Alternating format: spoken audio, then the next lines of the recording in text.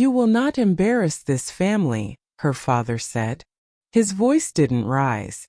Not even slightly. That was worse. "Get rid of it. Or get out." She got out. For £100. One suitcase. No plan. 10 years later, she walked back into that same boardroom. Only this time, she wasn't his daughter asking for forgiveness. She was the buyer holding the company's future in her hands. And he had no idea it was her.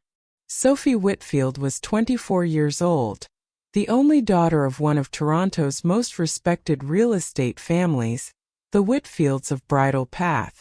Her father, Richard Whitfield, had spent 3 decades building Whitfield and Coombe Holdings into one of the city's largest property and retail empires. A name that opened doors across Bay Street and closed them just as easily for anyone who embarrassed it. Sophie had been raised inside that name, polished, well-mannered, and quietly unhappy, until she fell in love with a schoolteacher named James Bennett, a man her family considered beneath the Whitfield name, and discovered she was pregnant with his child. What happened next would cost her everything she'd ever known, and give her, without her even realizing it yet, the one thing she actually needed. Hello and welcome to the channel. If you're new here, don't forget to subscribe and turn on notifications so you never miss a story. It happened at the dinner table, which was where the Whitfield family did most of its damage, because Richard Whitfield believed that anything worth saying was worth saying over a properly set table, with the right wine open and the staff dismissed so there would be no witnesses. Sophie was 24.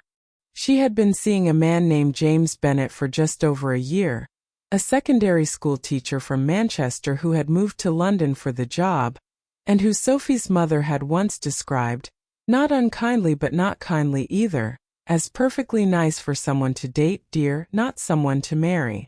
Sophie had laughed it off at the time. She did not laugh that night. She told them she was pregnant somewhere between the starter and the main course, because she had practiced the moment in her head a dozen times and there was never a version of it that felt safe, so she decided to simply say it before she lost her nerve completely. The table went quiet in the particular way her family's silences always went quiet, which was not shock so much as calculation. Her mother, Margaret, set down her fork very carefully, the way she did when she was deciding whether a thing was a crisis or merely an inconvenience that would resolve itself if everyone stayed calm. Her older brother Edward looked at his plate, and her father simply looked at her, the same look he gave underperforming managers right before he fired them, a look that had nothing in it at all. "Is it his?" Richard said. Not a question really. More of an accusation dressed as one. "Yes," Sophie said. "James's. We're getting married in the spring. We were going to tell you together. You will not embarrass this family," her father said, and his voice did not rise even slightly, which was somehow worse than if he had shouted, "Get rid of it or get out." Sophie remembers actually laughing, because for one absurd second she thought it had to be a joke, the kind of cruel joke her father sometimes made to test how far people would let him push before they pushed back. Nobody laughed with her. Her mother was looking at her wine glass. Edward still hadn't lifted his eyes from his plate. "Richard," her mother finally said, so quietly it barely qualified as an objection. "I will not have my daughter showing up to the Hendersons' wedding with a schoolteacher's child on her hip," Richard said, still to Sophie, as though her mother hadn't spoken at all. "You have a choice. Make it tonight."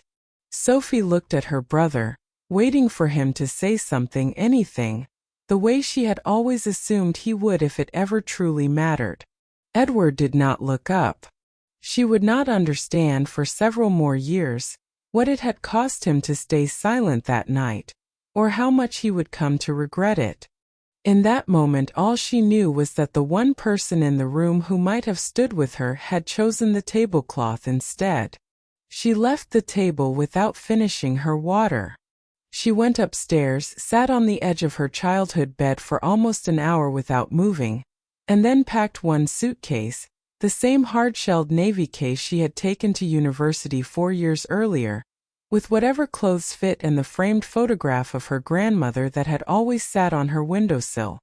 Her grandmother, her mother's mother, had died when Sophie was 16, and was the only person in that family who had ever told her, plainly and often, that she was allowed to want things her father hadn't approved first. Sophie remembered sitting in her grandmother's small kitchen in Yorkshire one summer, maybe 12 years old, watching the old woman make bread by hand because she said a mixer never taught you anything about patience, and asking her why she'd never remarried after Sophie's grandfather died young, even though by every account she could have. Because nobody gets to tell me who I am anymore, her grandmother had said. Flour up to her elbows, not even kindly meant ones. That's the only inheritance worth having, Sophie. The rest is just furniture. Her grandmother's maiden name had been Hart, and Sophie had not consciously chosen it for the company so much as discovered, years later, filling out incorporation paperwork at 2 in the morning, that it was the only name in her life that had never once been used to make her feel small. She left the house an hour after that, for £100 in her current account and a phone full of unanswered calls to James, who didn't pick up because he was covering a colleague's parents' evening and had no idea his entire life was about to change before he got home that night. She didn't cry until she reached the underground, and even then she did it quietly, the way you learn to cry in a city full of strangers who have somewhere else to be.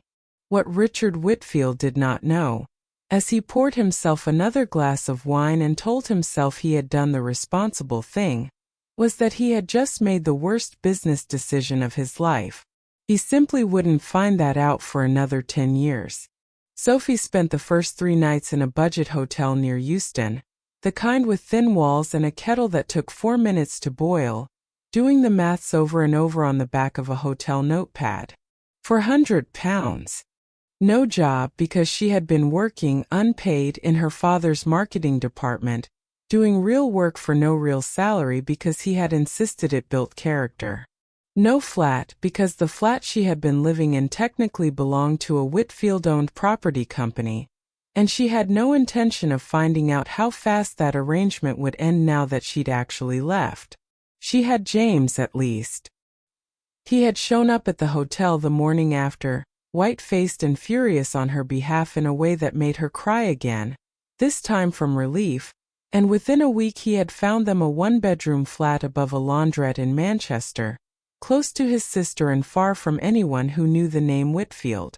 It was not a good year. James's teaching salary covered rent and very little else, and Sophie spent her pregnancy doing freelance marketing work for small local businesses, £10 an hour to write social media posts for a hair salon, $15 for a proper website for a builder's merchant, anything that paid the same week because the same week was the only timeline that mattered when the cupboard was getting empty. James's mother, Carol, had never quite hidden her disappointment that her son had ended up supporting a pregnant woman from a family that clearly wanted nothing to do with her, and said as much, gently but unmistakably, over a Sunday lunch 4 months in, suggesting perhaps Sophie's own family might help with the cost of a pram if someone simply asked properly. Sophie excused herself to the bathroom and did not cry until she heard the tap running loud enough to cover it. There was a month, the coldest one, when the landlord above the laundrette threatened to start eviction proceedings over 11 days of late rent, and James sold his guitar, the one he'd had since he was 15, without telling Sophie until after the money had already cleared, because he said watching her panic about it would have hurt him more than losing the guitar ever could. There was one evening, 7 months pregnant, standing in the kitchen counting coins out of a jar to see if they had enough for the gas meter, when she picked up her phone and got as far as typing her mother's number before she stopped, deleted it letter by letter, and put the kettle on instead. She never told James how close she'd come that night. She barely admitted it to herself. She gave birth to a daughter, Lily, on a Tuesday in March, alone in the hospital for the first 2 hours because James's mother had taken a wrong turn on the way, and he wouldn't leave Sophie's side to go find her. Nobody from the Whitfield family called. Sophie had not expected them to, and the confirmation of that expectation hurt almost as much as the silence itself. She remembers holding Lily for the first time and thinking, with a clarity that surprised her given how exhausted she was, that whatever else happened in her life, this daughter would never once have to wonder whether she was loved unconditionally, the way Sophie herself had spent 24 years quietly wondering. She wrote that promise down on the back of a hospital leaflet that night, because she didn't trust herself to remember the exact shape of the feeling otherwise, and kept the leaflet in a drawer for years afterward.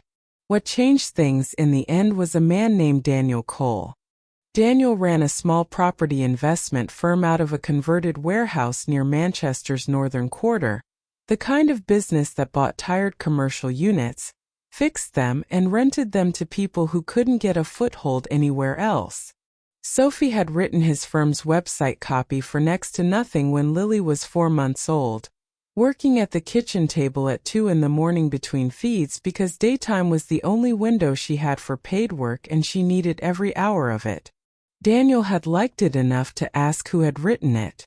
When he found out it was the same exhausted young mother who'd taken the job at half her market rate because she needed the money that week, he didn't offer her a discount on his next invoice. He offered her a desk. Daniel told her years later exactly why he'd done it. He'd grown up the son of a market trader in Bolton, the first in his family to go anywhere near a business degree, and had spent his 20s being underestimated by exactly the kind of people who underestimated Sophie now, well-spoken men who assumed background was the same thing as ability. He recognized something in the careful, exhausted way she'd written that website copy, sharper and more precise than anything his actual marketing agency had produced for triple the price, and decided on the spot that he'd rather bet on talent that had something to prove than coast on talent that already assumed it had arrived. "It's the best business decision I ever made," he told her once, half joking. "The year Hart Capital crossed £50 million in assets under management, and you didn't even have to interview for it." "I'm not running a charity," he told her the first week she started when she thanked him for the 3rd time. "You're good at this. I need someone good at this. Stop thanking me and start working."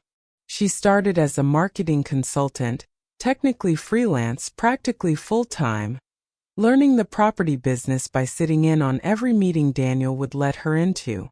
Within a year she understood distressed asset valuation better than 2 of his actual analysts. There was one analyst in particular, a sharp, condescending man named Patrick Voss, who had an economics degree from a university he mentioned constantly and who made it clear, in the careful way some men make things clear without ever quite saying them out loud, that he found it strange a marketing hire kept turning up to acquisitions meetings with opinions. Patrick was the one who told Daniel in front of Sophie that the Stockport retail parade everyone was looking at wasn't worth the firm's time. Too many vacant units, too much deferred maintenance, a guaranteed money pit. Sophie disagreed and said so, and within 2 years had convinced Daniel to let her run point on that exact acquisition, the one Patrick had called a money pit, and turned it profitable in 11 months by doing the thing nobody else had bothered to do, which was actually talk to the tenants about what they needed instead of what the spreadsheet said they should pay. Patrick left the firm not long after that, for reasons nobody discussed directly, and Sophie never brought it up again, though she did, privately, allow herself a small amount of satisfaction every time she walked past that parade and saw every unit occupied. The closest she came to being discovered in those early years happened almost by accident at a regional property awards dinner Daniel insisted Hart Capital attend, 3 tables away from a woman Sophie recognized instantly as Diane Henderson, the same family friend whose wedding her father had once worried she would embarrass. Diane caught her eye across the room during the dessert course, frowned slightly, the particular frown of someone trying to place a face they're almost certain they know, and started walking over before Sophie could decide whether to leave.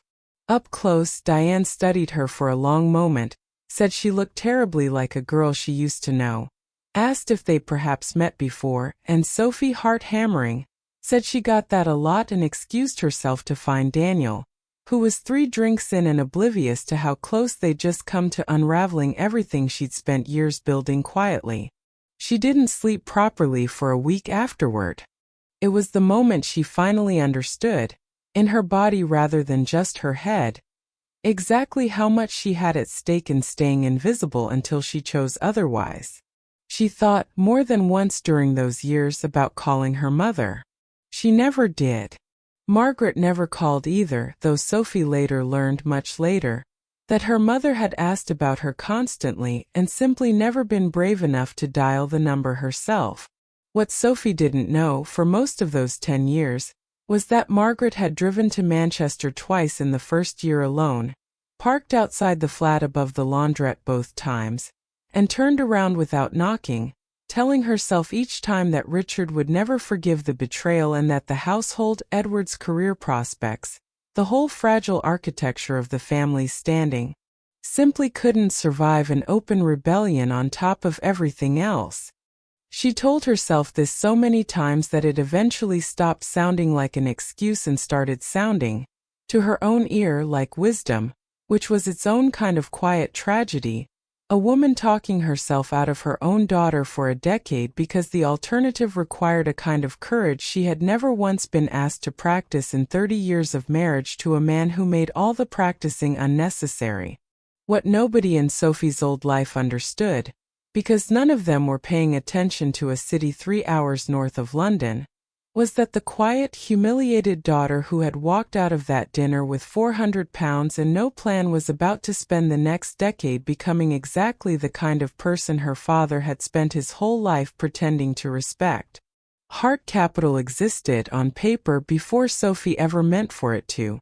It started as a side fund, just her and Daniel and a modest pool of capital from 2 of his old property contacts who trusted his judgment more than they fully understood the actual strategy.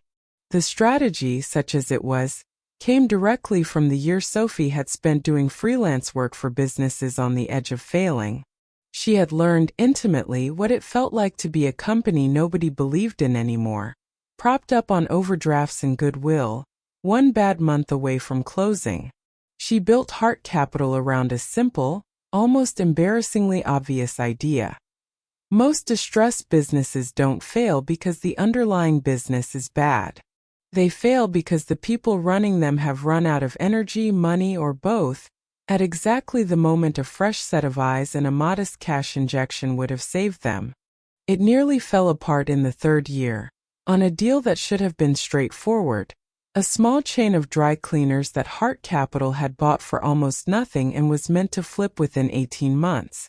Halfway through the restructuring, the chain's biggest commercial landlord went into administration himself, threatening to void every lease in the portfolio at once. For 3 weeks Sophie barely slept, working the phones to every landlord's insolvency practitioner she could find a number for, trying to hold together a deal that 2 of the firm's own investors had started quietly asking Daniel to abandon. Lily was 2 that year. There were nights Sophie came home so late that James had already put her to bed twice over, once for real and once again after Lily woke up asking where her mum was. Sophie remembers standing in the doorway of her daughter's room at midnight, still in her coat, thinking that if this deal collapsed, it wouldn't just be money lost. It would be proof that her father had been right about her all along. The deal held. Barely, and only because Sophie personally negotiated new lease terms with 4 separate landlords in a single week. But it held, and Hart Capital's investors never doubted her judgment again after that. The Leeds department store came 2 years later, a faded but beloved local institution that had been losing money for a decade, and was 3 months from administration when Hart Capital stepped in. Every other firm that looked at it wanted to gut the building and sell the site to a developer. Sophie spent her first week there walking the shop floor instead of reading the balance sheet, talking to till staff who'd worked there for 20 years and knew exactly why customers had stopped coming. The lifts were unreliable, the cafe was tired, nobody had refreshed the homeware floor since the 90s. None of it was in any consultant's report because nobody had bothered to ask the people who actually worked there. She spent £11 million of Hart Capital's money on a renovation everyone else thought was reckless, kept every member of staff on through the works, and watched the store post its first profitable Christmas in 9 years the same month Lily started primary school. The local paper ran a small piece calling it the turnaround nobody expected. Sophie kept that clipping too. James proposed properly, with a ring this time instead of just an understanding. On the same week the dry cleaning chain finally posted its first profitable quarter. They married in a small ceremony in Manchester with 11 guests, none of them named Whitfield. Sophie did not invite her family. She thought about it for exactly as long as it took to write the invitation list, decided against it, and never once regretted the decision, though she did cry quietly in the bathroom that morning, for reasons she couldn't fully explain even to herself. James's father walked her down the short aisle in his place, since Sophie had nobody of her own to ask, and told her quietly beforehand that he was prouder to do it than he'd ever admit to his own children, which made her cry again, this time without bothering to hide it. Daniel gave a short, slightly drunk speech at the small reception afterward that mostly consisted of him telling the room that Sophie Hart was the best hire he'd ever made and the most stubborn negotiator he'd ever met, and that both things were true at the same time more often than people expected. There was a Tuesday, the year Lily turned 5, when Sophie missed her school nativity play because a deal completion ran 4 hours over schedule, and arrived home to find James had filmed the whole thing on his phone, and Lily, instead of being upset, simply handed her mother the phone and said matter-of-factly, "You can watch it now, Mummy, it's the same as being there."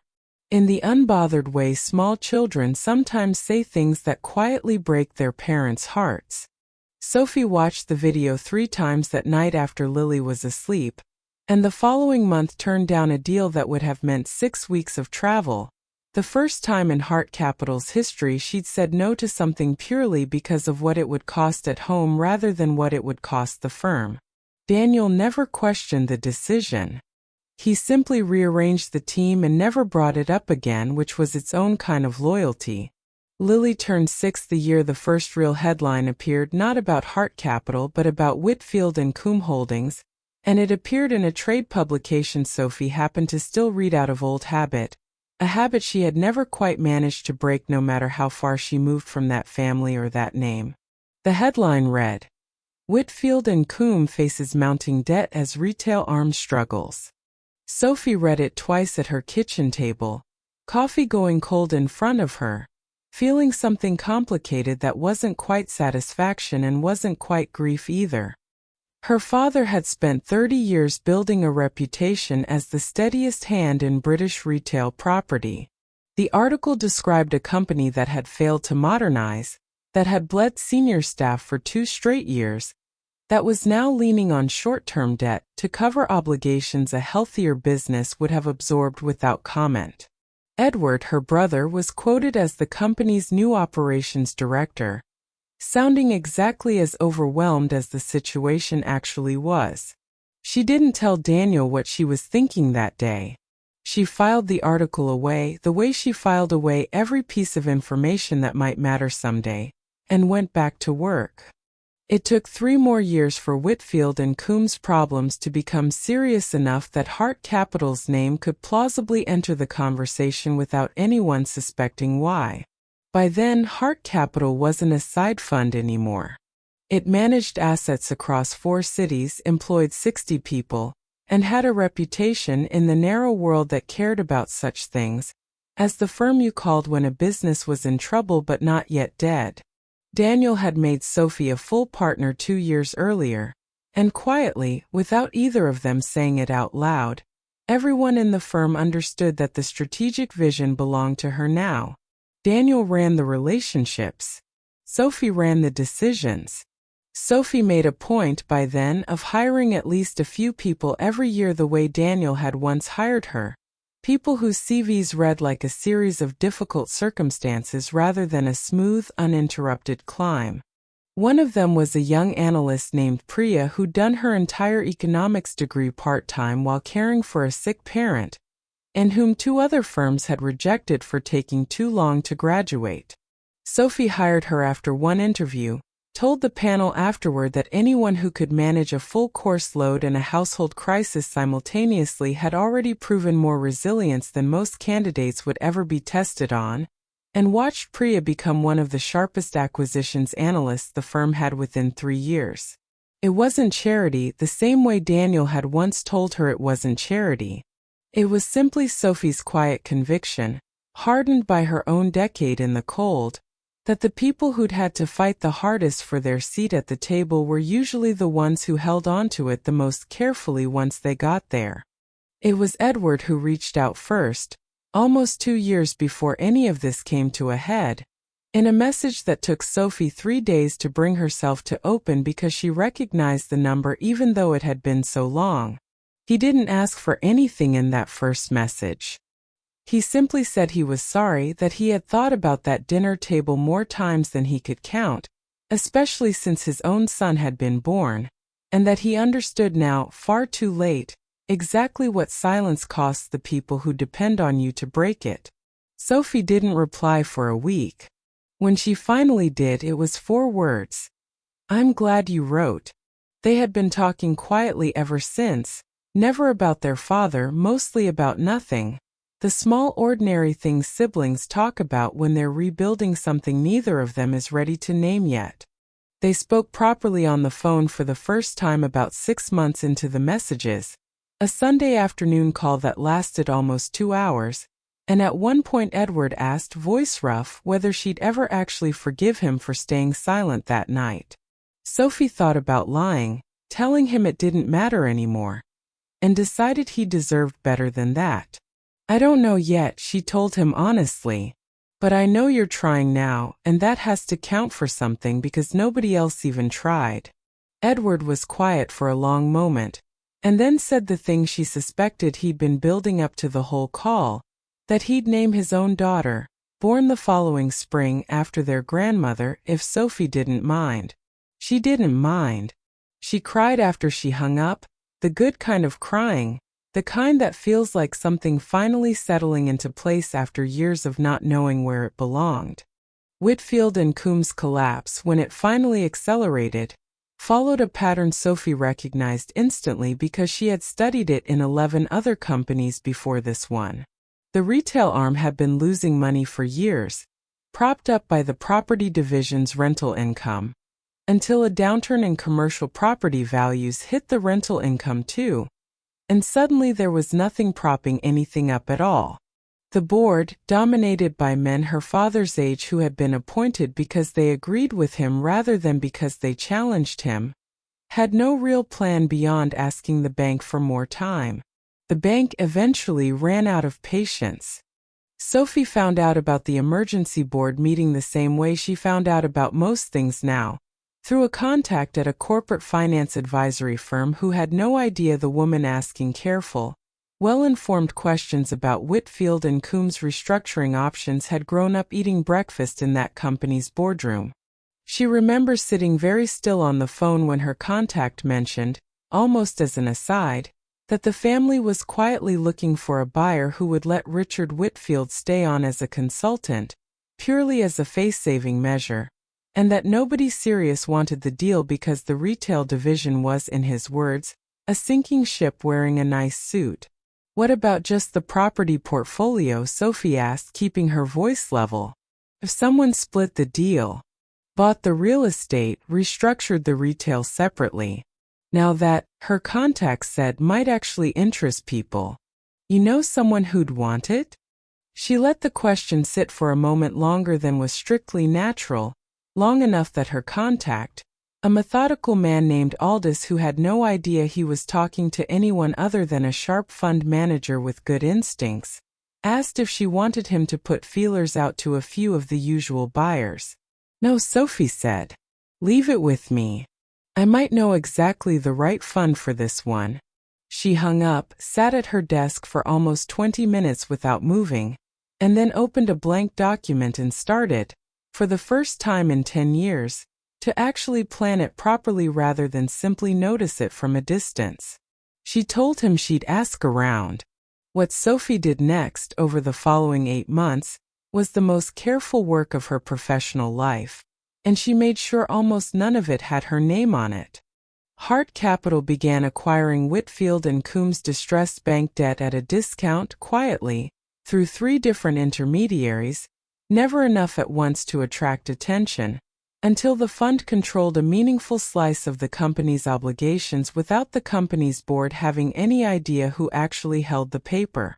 There was one frightening week, for months into the process, when one of the intermediaries mentioned in passing during a routine call that he'd noticed the buyer's ultimate beneficial owner shared a registered address history with a Manchester fund called Hart Capital, and asked, with no particular suspicion in his voice, whether that was something Sophie wanted flagged in the disclosure paperwork.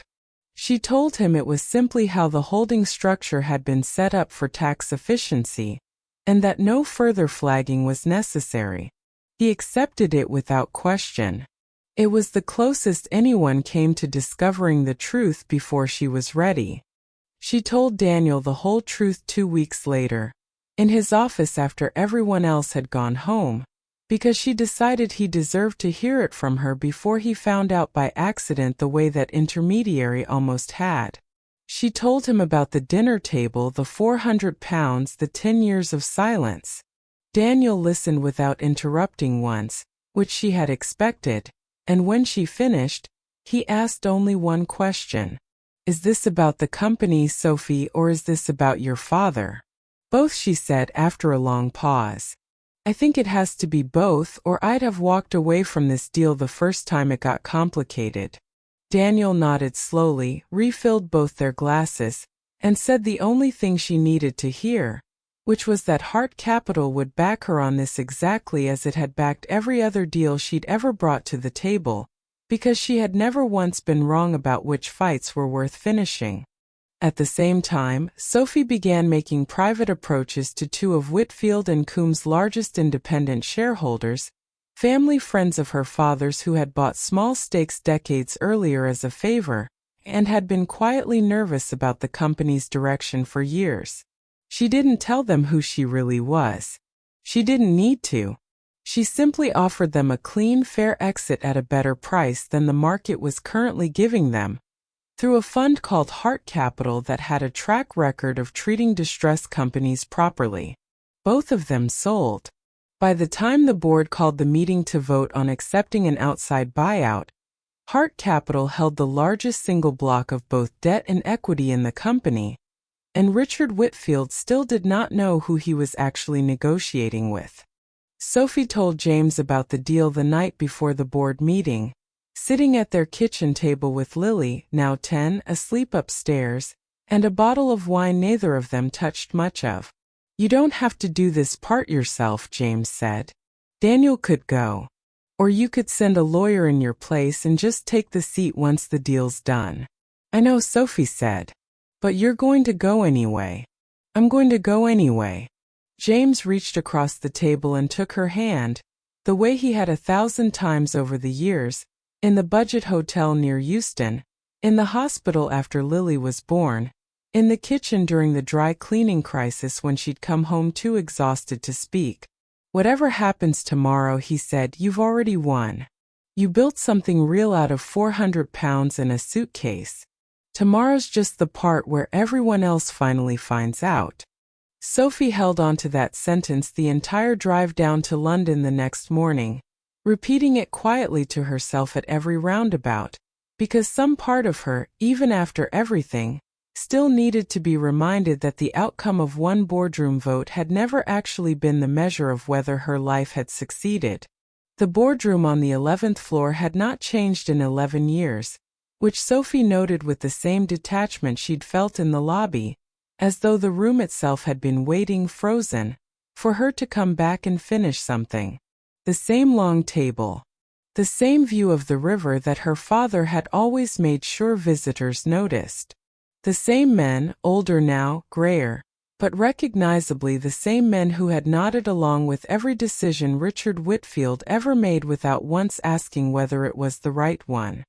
Her father sat at the head of the table, and for one unguarded second, before he composed his face into the careful neutrality he wore for every meeting, Sophie watched the exact moment he recognized her. Not immediately. He looked at the name on the file in front of him, Sophie Heart Capital, and then he looked up at the woman walking toward the empty chair reserved for the buyer's representative, and something in his expression simply stopped working, the way a machine stops when a part inside it finally gives out. "Sophie," he said. It wasn't a greeting. It barely qualified as a word. "Mr. Whitfield," she said, because in this room today that was the correct thing to call him, and she sat down, opened her folder, and waited for the chairman to call the meeting to order, as though nothing about this moment was extraordinary at all. It took her father almost a full minute to find his voice again, and when he did, it came out smaller than she had ever heard it. "You're the buyer." "Heart Capital is the buyer," Sophie said.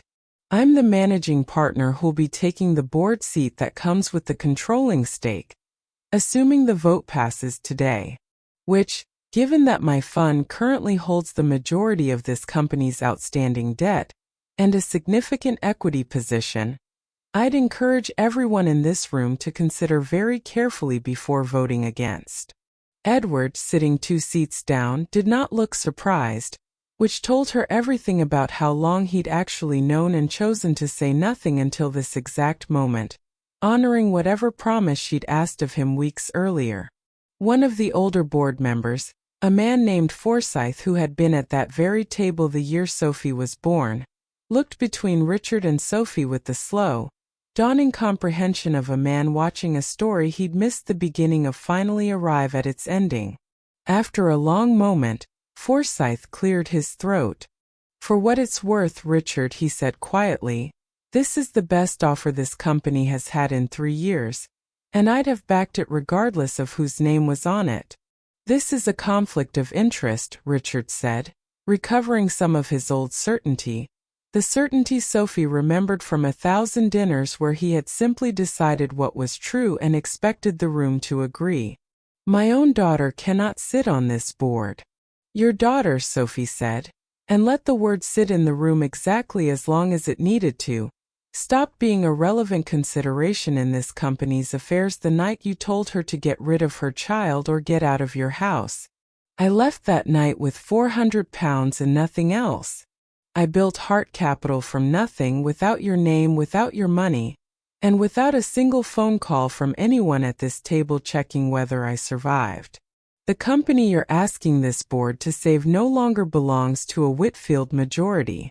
It belongs, as of this morning, to Heart Capital, and the only question left for this room is whether you'd like to keep your seat as a consultant under the new ownership, or whether you'd like to leave the way I once did, with whatever you can carry."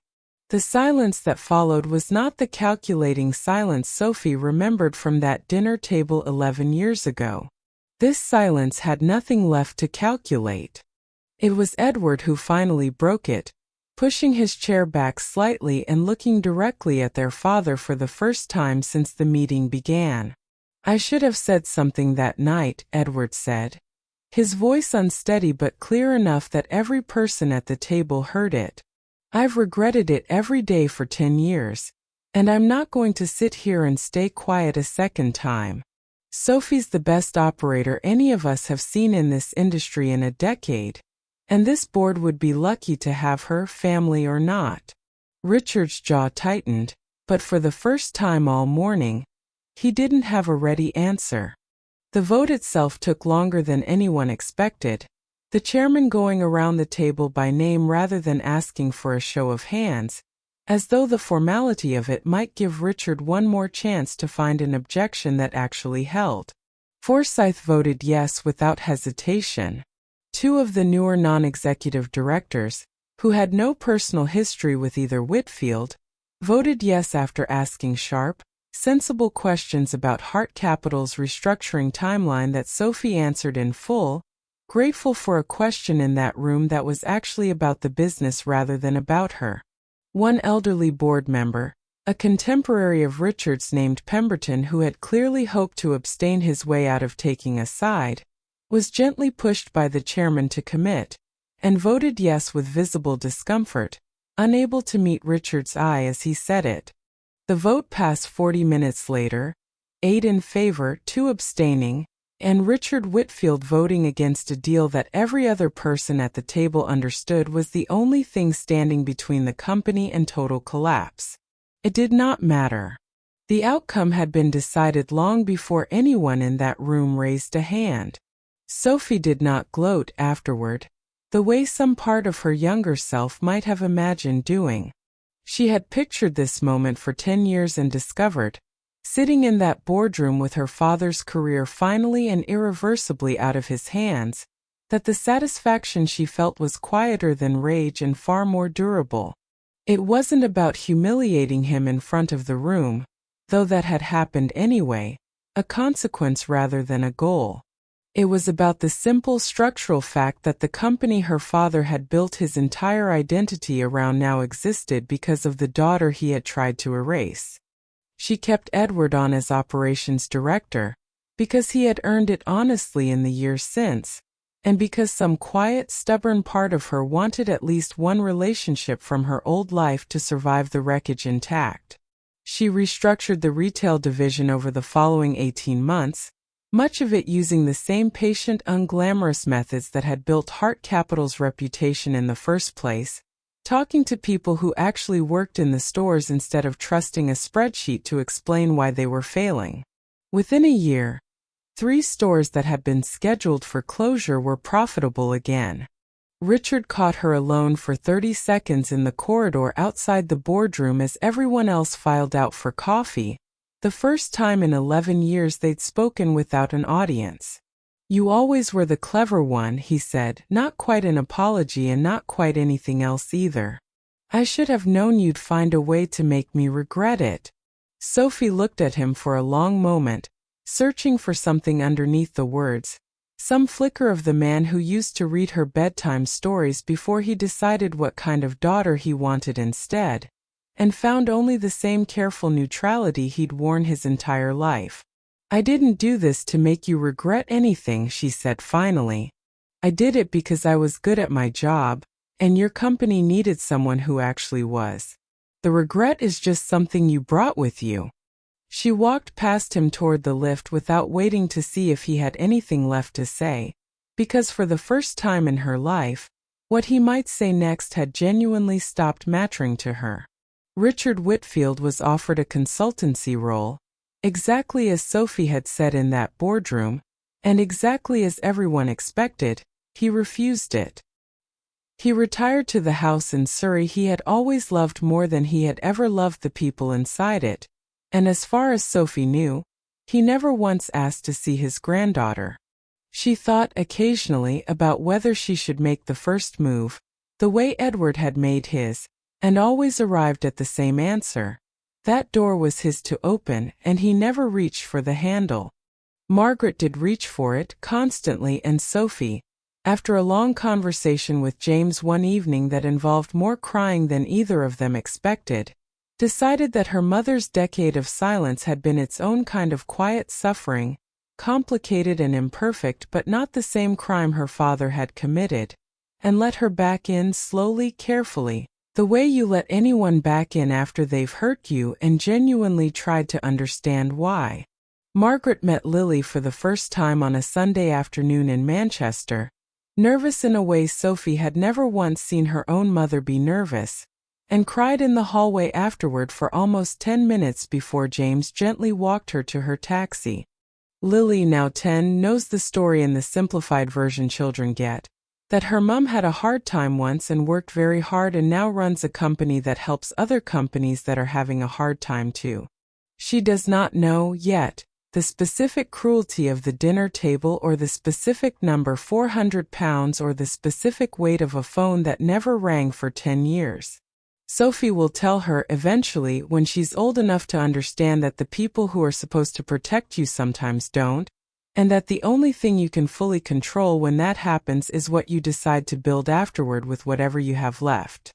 There was one evening, not long after the vote, when Lily asked, out of nowhere the way children do, whether Sophie had ever been scared when she was younger, and Sophie, caught off guard at the kitchen table, found herself saying yes more than you'll ever know, before she'd fully decided to answer honestly at all. Lily considered this for a moment with the serious face she reserved for questions she thought mattered, and then asked what Sophie had done about being scared. I kept going anyway, Sophie told her, because that was the truest answer she had. And Lily nodded like that settled something important, and went back to her homework as though the conversation had simply been ordinary, which in their house now it was. What Richard Whitfield never understood, not even at the end, sitting alone in that house in Surrey with a company he no longer controlled and a granddaughter he had never met, was that the night he told his pregnant daughter to get out, he hadn't ended her story. He had simply handed her the first page of a much better one, and spent the next 10 years finding out, far too late, exactly how good she would turn out to be at writing it. A year after the vote, Sophie stood in the same 11th floor boardroom for the company's annual results presentation, this time as chair, with Edward 2 seats down still as operations director and Margaret in the small gallery of guests at the back, beaming in a way that made Sophie's throat tighten every time she glanced over. Whitfield & Coombe posted its first full year of profit in 5 years that morning. Afterward, walking out through the same lobby where she'd once stood shaking 11 years and 1 year ago, she called James to tell him the numbers, and could hear Lily in the background asking if this meant they could finally get the dog she'd been negotiating for since she was 8. Sophie said yes before she'd even finished thinking about it, because some debts get repaid with money, and some get repaid by simply deciding every single day from now on that your own family gets the version of you that showed up for everyone else first. If a story like this hits something real for you, the comment section is open, and there's a part 2 for the people who've asked what happens with Richard and Lily next, so subscribing means you won't miss it when it goes up.